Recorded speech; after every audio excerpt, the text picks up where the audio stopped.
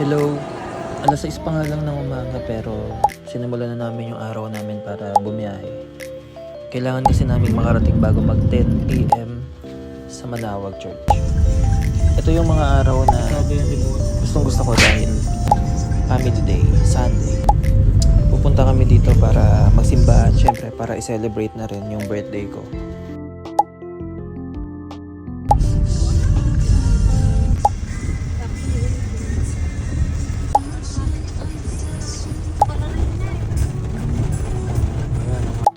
Dumuan nga muna pala kami dito sa mga bilihan ng mga poon para bumili at ipabless sa simbahan.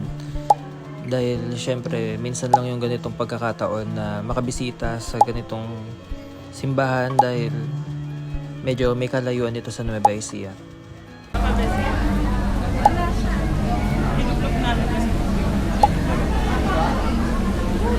Bumili nga rin pala ako dito ng kandila para sa good health at sa mga hiling na gusto kong mangyari sa buhay namin. At sana matupad lahat ng hiniling ko dahil syempre, sino ba namang hindi gustong matupad ang mga gusto?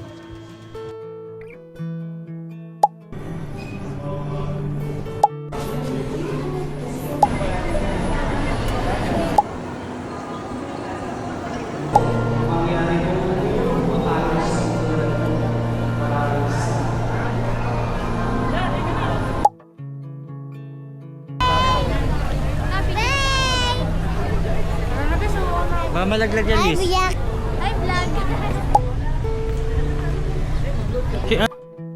Ilan mo, hindi kayo tatanda pag Salamat! Thank you po. 70 na, oh. Pagkatapos nga namin magsimba ay naganap kami ng beach. Mga nasa 40 minutes travel din to. At ito yung pupuntahan namin. Paano yung kembot? Ice cream yummy. Paano mo na kembot? Paano? Paano yung kembot?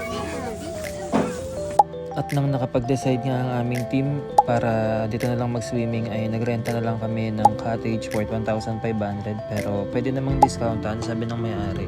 Kumain muna kami saglit para diretso swimming na. Okay, mag-swimming ka.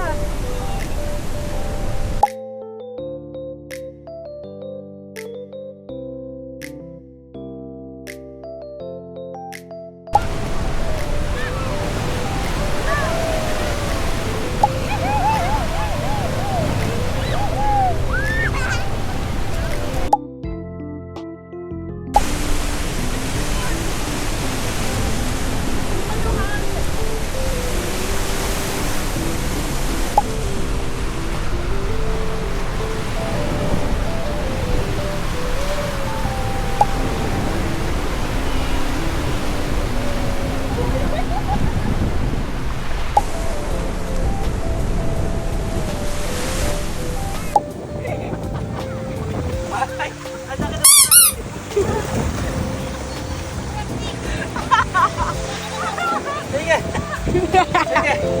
Picturean mo!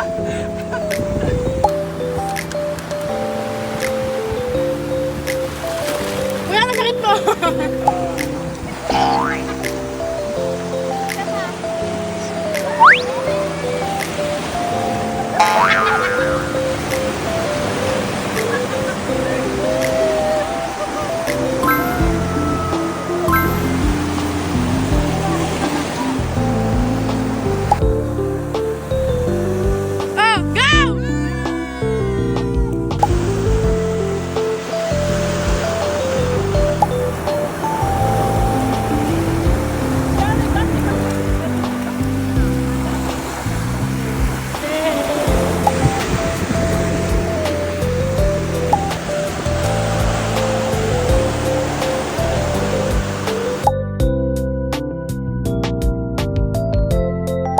Pagkatapos nga namin sa Pangasinan ay diretso naman kami sa Tarlac City. Dahil plano namin pumunta sa SM Tarlac para maglaro yung mga bata at syempre para magkapunan na rin dahil pagdating namin sa bahay ay hihiga na lang, papahinga. Dito nagtatapos yung vlog ko. God bless you. Thank you so much. Bye!